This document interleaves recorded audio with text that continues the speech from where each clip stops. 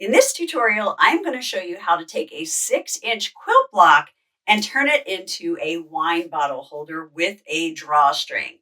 So cute. Enough of me talking about it. Let's make it. As always, first things first, let's talk about our supplies.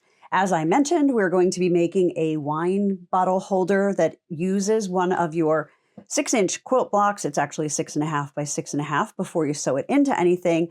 Maybe you did it just to practice or for fun. I have a bunch of these laying around, and I thought this cute little house one that I designed would be perfect for a hostess gift, to give wine and a little gift to a new neighbor, etc. I'm going to do red on the top and the bottom of the block to make the front, and then I'm just going to do solid red on the back. Now on this one that I showed you, because I used a different color roof to the base, I decided to match the top with the roof and the base with the house. You can totally do whatever you want. But then I also decided that I wanted this to look like a band of green around the top. So instead of doing one piece, I did the 2-piece. And that's all detailed, different options in the written pattern that you can find in my Etsy shop. So that is going to be the front. So this one, 6.5 inches wide, 5.25 high, also 5.25 high. This is 6.5 inches square, unfinished, meaning not sewn into anything. The back is going to be 6.5 inches wide by 16 inches high. Then you're going to need 2 pieces for the lining. I used my same little Hush Hush print from a Riley Blake collection that I used on the front, so that will coordinate when the little bit that you can see. I'm going to use this cute little 1.5 inch ruler to mark and cut out the boxed corners. You can use any size, but I love that it's the perfect size. Then I have to think less. I just got one of these threader tools. I'm absolutely in love with it. So much faster than using a safety pin to thread things. And I'm going to use Rick Rack from my drawstrings. And then this is one of my new tool loves. It is a wool pressing bar and a clapper all in one. Oh my gosh, it's amazing. And it makes pressing the seams open on bags like this a dream. So I can't wait to show you how that works. Now, let's get started. So the first thing we're going to need to do is we're going to right sides together. So the top onto that block and then the bottom onto that block. And then I'm going to press the seams towards the red. I'm going to use a leader fabric, which is just a scrap of fabric. And I usually use this when I'm starting off the end of a project because it's a lazy, quick way to do it. Now it's a smart way to do it. Okay, so I just start on that fabric and I don't worry about it because any bird's nest will end up there. And then when I get to my project, I go forward and back a little bit to knot. Now I'm going to cut that off and then we can turn it into an ender by just sewing onto that again. Since I'm not making a bunch of these at once, I can't really daisy chain, but this basically makes it so you are daisy chaining by using a scrap piece of fabric. So I've sewn the top on there. I'm just going to flip it up. I'm going to do all of my ironing at once. Then I'm going to put this right sides together and sew the bottom on. So now, magic presto changeo, my ender has become a leader again. Now to make the lining, we're going to put these 2 rectangles right sides together. I'm just going to take a pencil and I'm going to draw 1.5 inch on each corner. So we're making boxed corners and we're going to use the method where we cut the box out before we sew it together. With box corners, you're doing work at the beginning or at the end. So if you don't take the time to draw like this, then you're going to be taking a little bit more time creating the point and figuring out where to sew across to make that corner. So for these, I'm just going to do this. And you can save these little squares, use them for something else. I'm going to grab my clips and just clip this together. Now, because this is the lining, we need to leave a few inches open, and I usually do it on a bottom side. So I'll just start at that mark, put a clip there, and then I'm going to do my 2-clip trick for where to end, because sometimes I forget, I go all the way, then I have to get the seam ripper out, and I got to re-knot, and you know, who needs that? 2 clips means, Tara, pay attention, get ready to stop sewing.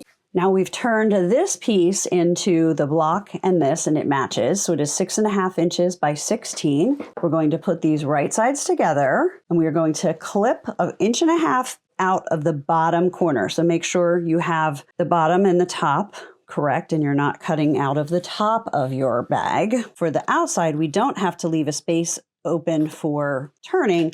We're going to sew all the way on both of these sides and across the bottom. We just need to clip or pin and hold this all in place so that it doesn't shift while we're sewing. Now we have the outside and the inside ready. Back to the sewing machine. So I sewed the 3 sides of the outside and forgot to hit record. Whoopsie. So now I'm just going to do the same thing. Luckily they were just straight lines, so really you know how to do that. But we'll do it on the lining. We're going to use the leader fabric and do 1/4 inch seams. And you know what these two clips means? That means we're going to stop soon to leave a space open for turning.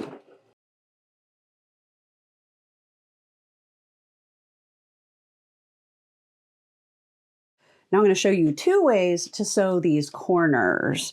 This way is the way most people would do it. You would stop because you don't want to sew this part. You're just sewing these straight parts. So you would stop, you would end, and then you would start again and go across this short part.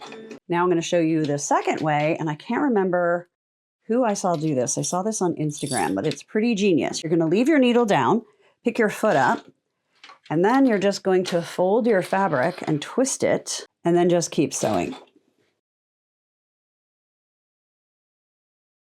So now we have the outside and the lining all sewn together, and we're going to press these seams open with this 12-inch wool pressing bar with clapper. So what I love about this is if you have something that is small enough to go around it, it makes pressing these seams so easy. Because before I had this, I would either flatten it and then I would be pressing the edges a little bit, or I had a tailor's ham. I had this that I would use, which worked pretty well, but they haven't had this on Amazon for a couple of years. So I had no way to tell you where to get one. And I like to use tools that are available to everyone if you decide it looks like something that you want as well. So anyway, you just lay this flat and then open that and press that seam. A little trickier here when I got to the block. And this is 12 inches long, so it can do most of it in one fell swoop. And then I'm just going to push it down a little bit more to get the rest. So this thing is going to be so handy for all kinds of bags where it was just awkward before to get this pressed. Now, obviously, we're not going to be able to get it right inside there. It's a little too big to go into our little corners, but what I do is I just sit it up on there and do the best I can. You could also use a smaller iron, but see, I didn't end up making any weird creases anywhere else, so love how that works. And now we're just going to do the same thing with the lining. I was trying to do it like a left-hander. My mom and dad would be so proud. My mom was always glad that we didn't end up left-handed because she found it to be difficult. And I think my dad was always a little bit disappointed that none of his kids or grandkids ended up as lefties. So now I'm pressing the side of the lining where we left the opening. You can see it right there. So what I'm going to do is I'm going to press there to the opening. Then I'm going to move the bar down. And I'm going to open that with my fingers, and I'm just going to kind of pull and then finger press that so it looks like it's sewn, but we're just pressing that. That will make it easier to close later. All right, your work is done, little guy. Our next step is to make these boxed corners. And this is where it's going to be super easy because we took the time to cut the squares out in the first place. You're just going to open them up, match these seams, and put a clip. And then we're just going to sew straight across with a 1/4 inch seam. Now, the way to know how big this box bottom is going to be is you just double the size that you cut out. So because we cut out a 1.5 inch square, it's going to be 3 inches across the bottom.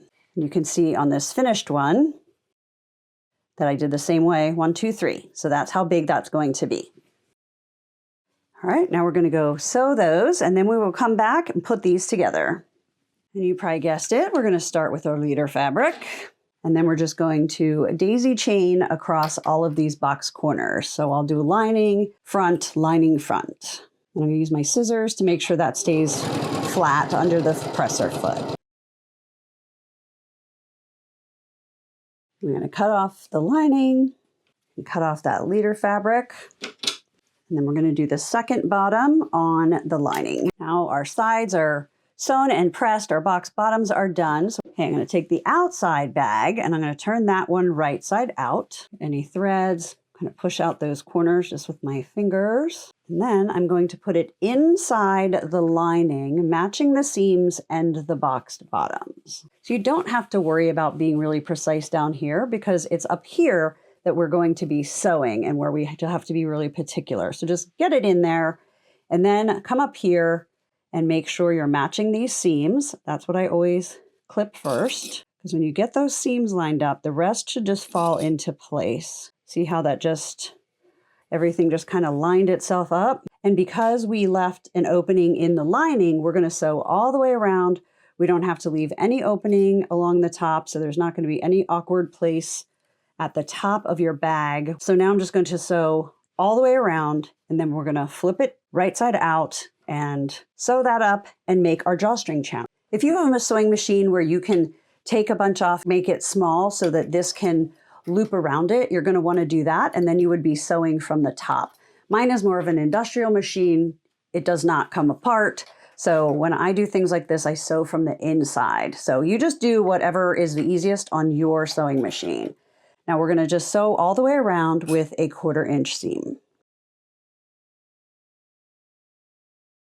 The next step is to find the opening in the lining and pull the bag through and turn everything right side out. It's going to be in 2 parts. Threads everywhere. Now, if you really want to, you could hand stitch that opening together, but it's going to be at the bottom of a wine bag, so I am not going to do that. I'm going to put a little pin there so I know when I need to stop. So I'm just going to make sure that's lined up really well and just sew real close. And I could have used clips, but I left them over at my sewing machine, so we're going to pin this part in case you thought there was a reason I grabbed pins. Now I'm going to make sure these edges are lined up really well and just sew really close to the edge. All right, so that opening is closed. Back to the ironing board. Now it is time to put the lining inside the bag. So you're just going to open that, push that in. And I do try and get it kind of lined up well. We're not going to be sewing down there or anything, but look how cute it's turning out. And then we just want to get this top edge so that the seam is on the top. We don't want the red showing on the inside. We don't want the white really showing on the outside. So just take a minute to get that lined up nicely. And then you're just going to press that in place. Now, because we sewed all the way around, you don't have to sew and top stitch up here if you don't want to. It's totally personal choice. Now, when I was ironing, I told you that I would show you the difference between top stitching or not. So on this one, you can see I did sew around the top, and on this one, I did not. Honestly, not a huge difference in one versus the other. I think I would opt for not doing it because it's just one less step and I can get that made. So let me know what you think. Would you prefer to do that top stitching on that edge or just leave it pressed and assume it's all going to be good?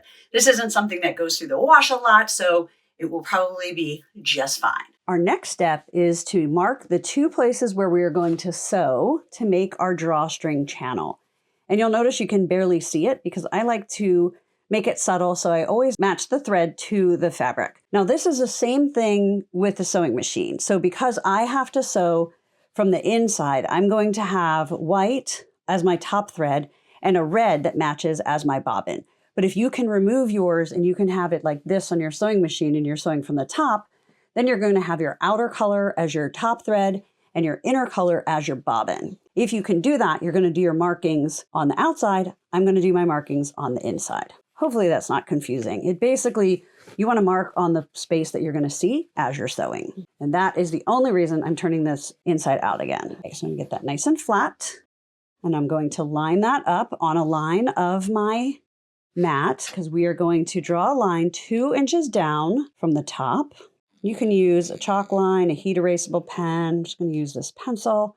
And then another one 3/4 of an inch from there. So basically at 2 3/4. I'm going to turn it over and do the same lines on the other side. Now, usually that's enough because, you know, it's not a huge area that you're not going to see it, less than an inch. But if you feel more comfortable, you can connect these lines as well. So you can just fold it like that and make sure that line goes all the way.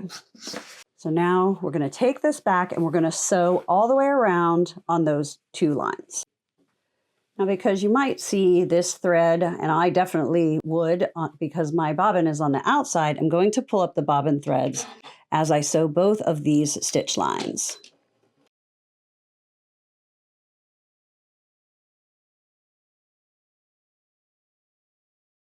Now I'm just going to move it over and do the second line. This is where having a machine that you can fit this around is a little bit easier, but I do love this machine, so it's worth it.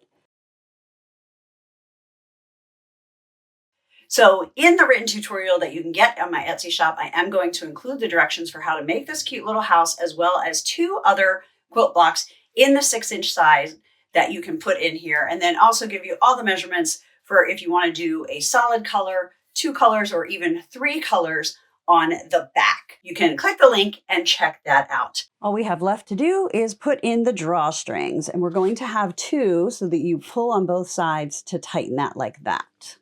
I'm going to use this threader that is called that purple thing. I'm not exactly sure why, but it is awesome. I bought a set of 5. I think it was under $10. I don't know. I guess I'm planning on doing drawstrings with a group at some point, or if I lose them, I'll have more. So we have 2 pieces of whatever you want to use for your drawstring that are 20 inches long.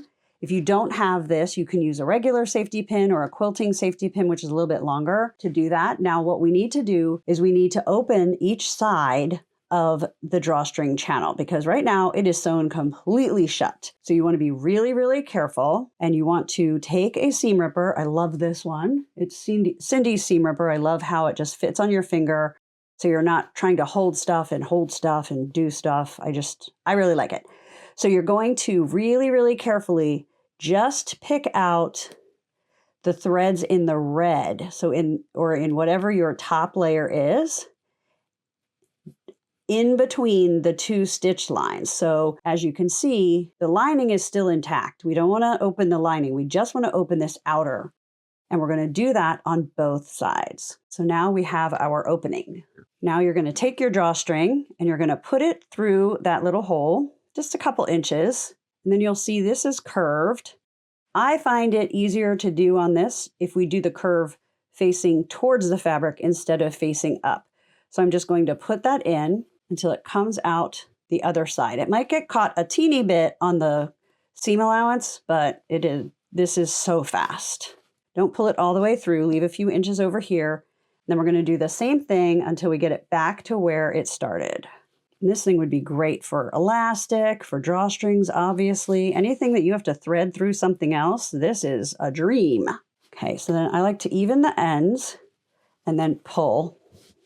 And then make sure that is flat, and then just tie it in a knot. And you can tie the knot pretty close to the bag, because you just need to make sure the bag can go flat for putting things in and out, but you'll see how long they become when you cinch it tight. So now we're just going to do the same exact thing, but we're going to start on the opposite side. Let me know in the comments what you think, if you're going to give this a try, and who you're going to give it to. Be sure to subscribe to my channel so that you won't miss any fun, easy sewing projects, sew and sale ideas, and beginner quilting tutorials. My name is Tara Reed. I am an artist, a fabric designer with Riley Blake Designs, and I love sharing these videos with you and hearing what you like about them and how you're going to use them. Have a fantastic day and happy sewing.